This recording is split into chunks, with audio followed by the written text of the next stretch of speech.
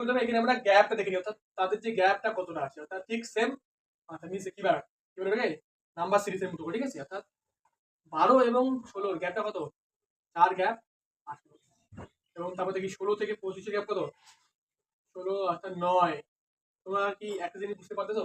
এই 4টা যে আছে এটি কার স্কয়ার? এই 4 যেটা আছে তোমার 2 এর স্কয়ার, তাই না? অর্থাৎ 2 এর স্কয়ার হবে 2 গুণা 4। 3 যেটা আছে 3 এর স্কয়ার। এবার আমরা যেটা আছে 25 থেকে যদি আমাদের এই তোমার ফাঁকা জায়গা অর্থাৎ এখানে কি হবে?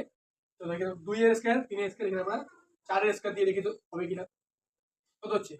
তাছাড়া 16, অর্থাৎ এখানে 16 আমরা প্লাস করে দিই, অর্থাৎ 25 প্লাস 16 যদি কত হচ্ছে? 5 6 11 হাতে করি 1 2 2 4, অর্থাৎ 41 হচ্ছে কি এর সঠিক উত্তর। তো 41 হবে কি এই দেখো কি বলবে